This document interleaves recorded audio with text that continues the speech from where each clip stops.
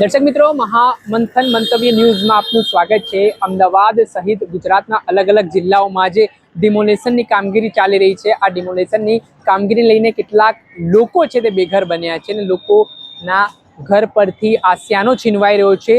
તે બાબતના સંદર્ભમાં આ પીડિત લોકોનો અવાજ બનવા માટે વડગામના કોંગ્રેસના ધારાસભ્ય જિગ્નેશ મેવાણી લડી લેવાના મૂડમાં દેખાઈ રહ્યા છે। આજે અમદાવાદના સરદાર પટેલ સ્મારક ભવન ખાતે એક મીટિંગનું આયોજન થયું હતું, જેમાં વડગામના કોંગ્રેસના ધારાસભ્ય જિગ્નેશ મેવાણીએ આ પીડિતોના અવાજ સાંભળ્યો અને આગામી સમયમાં અલગ અલગ વિસ્તારોમાં કમિટી બનીને સરકાર સામે હુંકાર બનવાની તેમણે વાત કરી છે। તેમણે તો ગુજરાતના મુખ્યમંત્રી ભૂપેન્દ્ર પટેલના બંગલા સુધીના ઘેરાવની ચીમકી ઉચ્ચારી છે।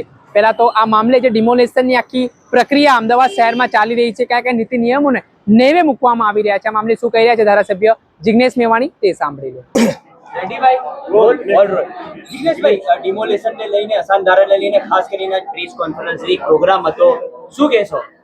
ગુજરાતની ભાજપ સરકાર એ ગુજરાતના દલિતો, આદિવાસીઓ, મુસ્લિમો, ઓબીસો અને ગરીબ સમાજની સામે જાણે યુદ્ધ છેડી દીધી હોય એવી ક્રૂરતા ઉપર ઉતરી આવી છે। ગુજરાતમાં અને ભારતમાં અંદાજે 25 થી 30 કરોડ લોકોના મકાનો આજે પણ માથે છત નથી, મકાનો નથી। આવા આપણા દેશમાં, આવા ગુજરાતમાં ગરીબ માણસોને સામે ચાલી સરકારી યોજનાનો અમલ કરીને ઘર ભેગા કરવાના બદલે મૃદુ અને મક્કમ હોવાનો દાવો કરનારા મુખ્યમંત્રી ભૂપેન્દ્ર પટેલના શાસનમાં હજારોની તાદાદમાં લગભગ છેલ્લા 1 વર્ષમાં 20,000 જેટલા લોકોના મકાન તોડી પાડ્યા। રાયખડ મિલનો પ્રશ્ન હોય, દલિત સમાજના ઘર તોડ્યા, ચંડોળામાં મુસ્લિમ દેવી પૂજક દલિત સમાજના ઘર તોડ્યા, ઓઢવમાં, અંબાજીમાં માલધારી રબારી સમાજના ઘર તોડ્યા, સુભાષ બ્રિજ સર્કલ પાસે ચાંદખેડા અને મોટેરામાં દેવી પૂજક અને ઠાકોર સમાજના ઘર તોડ્યા।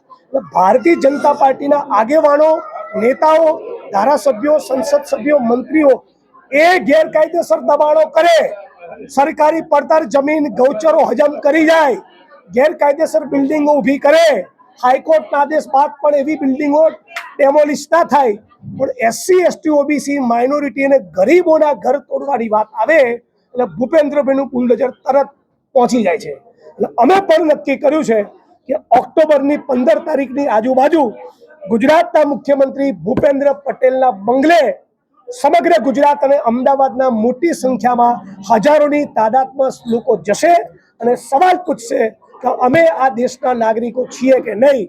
આ દેશ એ ફક્ત ઉદ્યોગપતિઓ, અદાણી અને અંબાણીનો નથી। આ દેશ એના ઓબીસી સમાજનો, ડીએનટીનો, મુસ્લિમનો, દલિતનો, આદિવાસીનો, ખેડૂતનો, શ્રમિકનો પણ દેશ છે। અમે આ ગરીબોના મકાન તોડવા દઈશું નહીં। આ કોંગ્રેસના કાર્યકારી પ્રમુખ તરીકે પણ કહું છું અને બંધારણમાં માનનારા ગુજરાતના નાગરિક તરીકે પણ। સાથોસાથ 8 તારીખે વિધાનસભાનું સત્ર શરૂ થઈ રહ્યું છે, ત્યારે અમદાવાદ શહેરના મારા શહેર પ્રમુખ સોનલબેન પટેલના નેતૃત્વમાં આ બધા ઝૂંપડાવાસીઓ જેમના ઘર તોડ્યા છે એ સેવાદળના અધ્યક્ષ લાલજીભાઈ અમે બધા સાથે મળી, નાગરિક સંગઠનો સાથે મળીને વિધાનસભા પણ લોકો પોતાની વેદનાને વાચા આપવા માટે પહોંચે એ કોલ પણ આજે મંચ ઉપરથી આપ્યો છે। જિગ્નેશભાઈ, ખાસ કરીને ડિમોલેશન થાય છે એ દરમિયાન કેટલાક અધિકારીઓ છે તે મર્યાદાઓ ભૂલી જતા હોય છે, લોકો સાથે ઉતાઈ વર્તન કરતા હોય છે, તો આ બાબતોને કઈ રીતે જોવો છો? કમલમ અને ગાંધીનગરમાંથી છૂટેલા આદેશના પગલે પોલીસ ઇન્સ્પેક્ટરો અને બીજા અન્ય ઉચ્ચ અધિકારીઓને એક પ્રકારનો ફાટવા ચડતો હોય છે અને ઘણા અધિકારીઓને એવું પણ હોય છે સરકારે 2 દંડા મારવાનું ના કીધું હોય તો એ સરકારની ચાપલૂસી કરવાથી પ્રમોશન મળે એવો 25 વર્ષનો જે સિલસિલો છે, એના કારણે 2 દંડા ગરીબોને વધારે પણ મારતા હોય છે। જેમ કે રાયખડના પીઆઈએ આ દલિત સમાજની ગરીબોની વસ્તીમાં જેને એવું કીધું થોડા બધાના મકાના બધા રાષ્ટ્રદ્રોહીઓને, જે શ્રમિકો કાળી મજૂરી કરીને ગુજરાત માટે પેદા કરે છે એ ગુજરાતના નાગરિકને તમે રાષ્ટ્રદ્રોહી કહો? આ હિંમત પોલીસ ઇન્સ્પેક્ટરમાંથી ક્યાંથી આવે છે? અને ગઈકાલે પોલીસ કમિશનરે રજૂઆત કરી છે, આવનારા દિવસોમાં રાયખડમાં ચાલતા તમામ દારૂ જુગારના અડ્ડાનું લિસ્ટ પણ આપવાનો છું। જ્યાં સુધી એ ભાઈની શાન ઠેકાણે નહીં આવે ત્યાં સુધી લડવાના છીએ। એટલે પોલીસ પ્રશાસનના માણસો એ સંયમમાં રહે, તમારું કામ ખાલી કાયદોનો વ્યવસ્થા જાળવવાનું છે, બીજું ડાપણ કરવાનું નથી।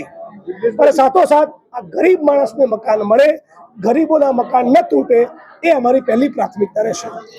બાઉન્સરો જે છે એ ગુંડાઓ જ છે એક જાતના, બિલકુલ પોલીસને કોઈ અધિકાર, કોઈ સત્તા કાયદેસર નથી કે બાઉન્સરો લઈને આવે.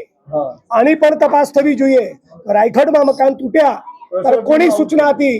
કેમ બાઉન્સર લઈને આવ્યા? તમારી જો પોલીસ સ્ટાફ નથી, SRP નથી, સ્ટાફ ઓછો પડતો તો બાજુના પોલીસ સ્ટેશનમાંથી બોલાવો અને બાજુના જિલ્લામાંથી કે શહેરમાંથી બોલાવો. બાઉન્સરોને બોલાવીને ગરીબ માણસોને ડરાવવા, આ ધંધો નહીં ચાલે. આપણે સાંભળ્યા હતા વડગામના કોંગ્રેસના ધારાસભ્ય જિગ્નેશ મેવાણી, તેઓએ જે ડિમોલેશનની પ્રક્રિયા ચાલી રહી છે તે મામલે પોતાનો રોષ વ્યક્ત કર્યો છે. અનેક લોકોને જે બેઘર કરવાનું કામ કરવામાં આવી રહ્યું છે તે મામલે પણ તેમણે આકરી પ્રતિક્રિયા આપી છે. સાથે જ પોલીસ વિભાગ તરફથી જે ડિમોલેશન દરમિયાન લોકો સાથે વર્તન કરવામાં આવતું હોય છે તે બાબતે પણ આગામી સમયમાં આવા પોલીસ અધિકારીઓ સામે શિક્ષાત્મક અને કડક કાર્યવાહી થાય તે પ્રકારની માંગ કરી છે. દર્શક મિત્રો, આવા જ વિડીયો જોવા માટે મહામંથન મંતવ્ય ન્યૂઝને લાઇક કરો, સબસ્ક્રાઇબ કરો અને શેર કરવાનું ભૂલતા નહીં.